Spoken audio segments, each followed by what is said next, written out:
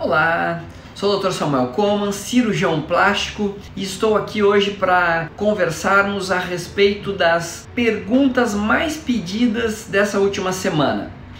As pessoas estão me pedindo para falar a respeito de cuidados com a pele e um grande questionamento sobre usar ou não usar o colágeno. Se não se inscreveu ainda, se inscreva, compartilhe os nossos vídeos, aproveite para dar um like. Vamos falar então sobre esse assunto da semana.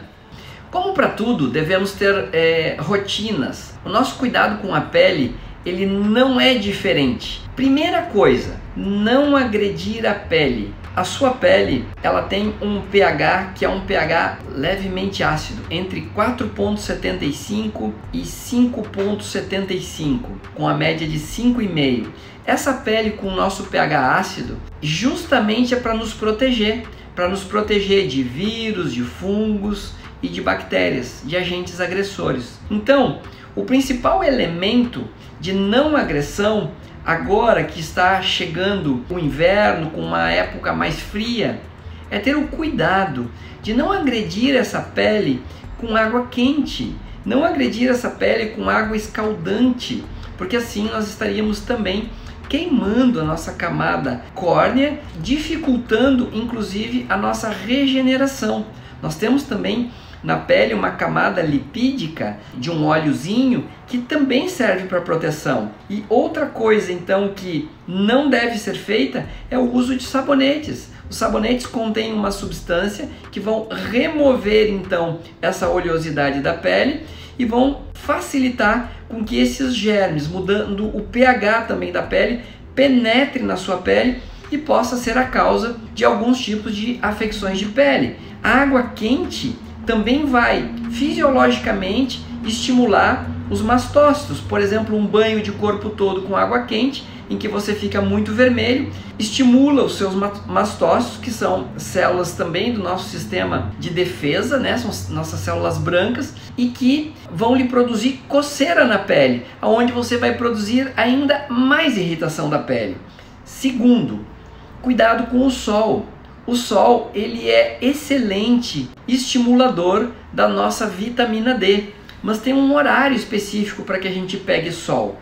Antes das 11 horas da manhã e depois das 3 horas da tarde, por 15 minutos somente. Mas nós temos áreas que são áreas mais expostas da nossa pele, como por exemplo, o nosso rosto, o colo, o dorso das mãos, que são regiões onde nós precisamos ter um cuidado maior com essa exposição solar. Então, nós recomendamos que você use a proteção, que pode ser uma proteção com filtro protetor solar de 15 ou 30, porque geralmente você está sob uma luz num escritório, não está sob uma luz direta, que você pode inclusive reaplicar ele à tarde, não precisando um filtro protetor solar mais potente do que esse. Dependendo da sua pele, o seu médico irá ver qual é o melhor tipo que você deverá usar. Em relação a uma das perguntas de maior questionamento de todos os tempos, eu diria, é a dúvida de usar o colágeno. O colágeno é bom, doutor? Eu posso usar colágeno? Eu tenho duas notícias para te dar. A primeira delas, talvez você não vá achar que ela é muito interessante ou muito boa. Por quê? O colágeno, ele é uma proteína, ele é composto de alguns aminoácidos, principalmente da prolina e da lisina. Essa proteína, ela sendo ingerida por você, ela vai precisar primeiro ser degradada no seu estômago e então ela é repartida nesses aminoácidos que teriam que ser absorvidos para a sua corrente sanguínea e sofrer uma metabolização para daí serem usados nos seus processos todos que pudessem ser usados, de músculo, de osso, de cartilagem, né? E para aquilo que você tanto quer para combater a flacidez. Mas isso não é verdade. Isso não tem um bom aproveitamento. Não existe uma biodisponibilidade muito boa para esse aproveitamento e, portanto, o uso de colágeno via oral não é a melhor coisa que você pode fazer. Você poderá entender que agora eu vou procurar lhe explicar de uma maneira prática de que forma e o que você poderia estar ingerindo e por que esse processo todo de antiflacidez, ele poderia ser com a utilização de, além dos aminoácidos que tem no colágeno, outros elementos que fazem parte, que são cofatores e enzimas no teu processo, né, de fabricação do teu colágeno dentro do teu corpo e da elastina, facilitando com que você tenha então uma pele com melhor colágeno, né, com diminuição da perda então dessa flacidez e inclusive maior elasticidade ao longo do tempo, que também é um outro processo que é a produção de elastina.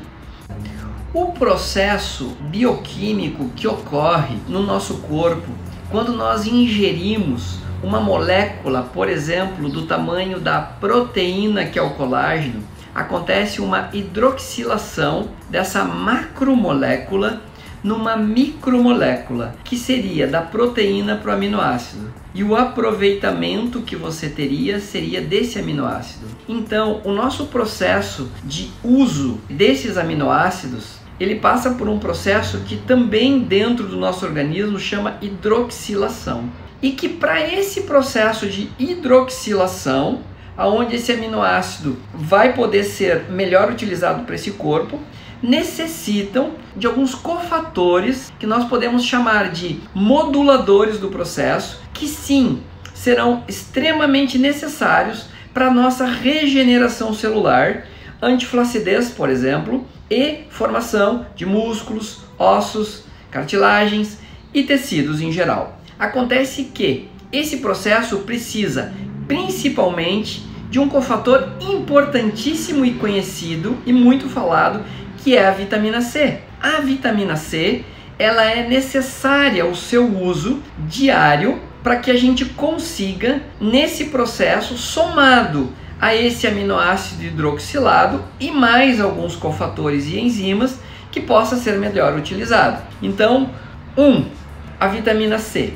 Número 2, nós precisamos do hormônio de crescimento. O GH vai diminuindo com a idade e por isso nós também vemos um sistema de envelhecimento com mais flacidez e com menos elasticidade. Acontece que uma das melhores formas de nós organizarmos e estimularmos o nosso GH é através do sono.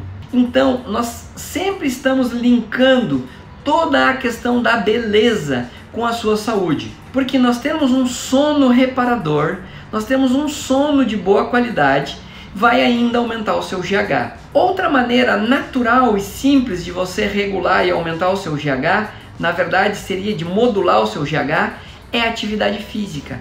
A atividade física moderada também modula o seu GH. E teremos então algumas outras necessidades minerais, que são, por exemplo, o ferro, o cobre, o zinco e o selênio. Importante a gente saber que alguns minerais desses, eles atuam juntos no nosso organismo.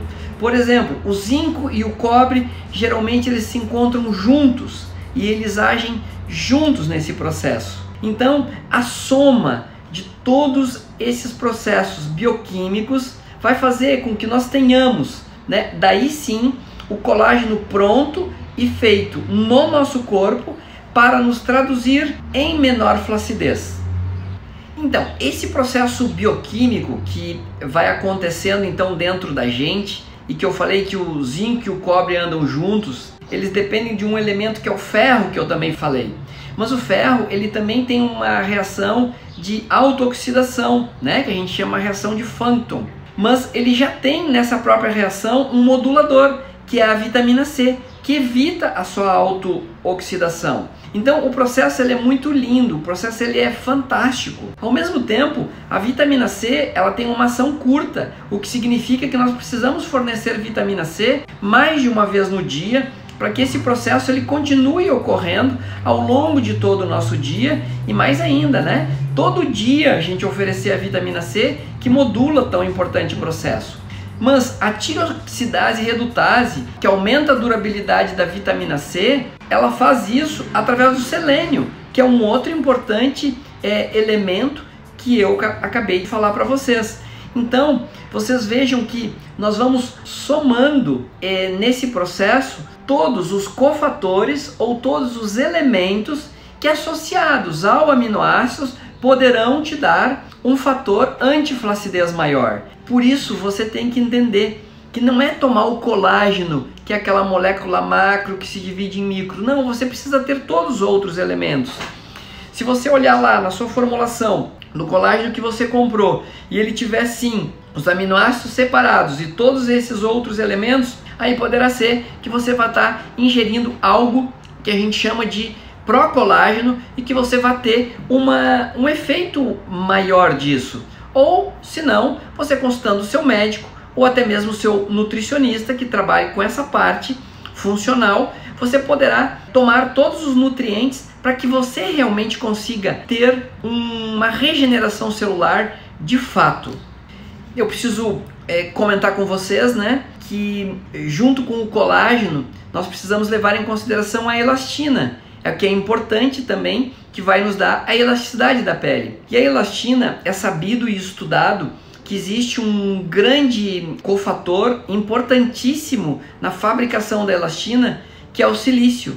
E por isso se fala tanto também em usar o silício nesses processos de rejuvenescimento, de firmeza da pele, de recuperação da pele e regeneração celular. Sim, isso é uma verdade, porque colágeno mais elastina vão fazer a antiflacidez e ainda a melhoria da elasticidade da pele. Então há muito tempo foi falado ou criado o silício orgânico, que é muito usado, né, por muitos colegas. Mas nós também podemos manipular o silício quelado, como acabei de falar, juntando com todos esses outros elementos e, resumidamente, dizer para vocês que os elementos principais então são aminoácidos, vitamina C, cobre, zinco, selênio, ferro e silício.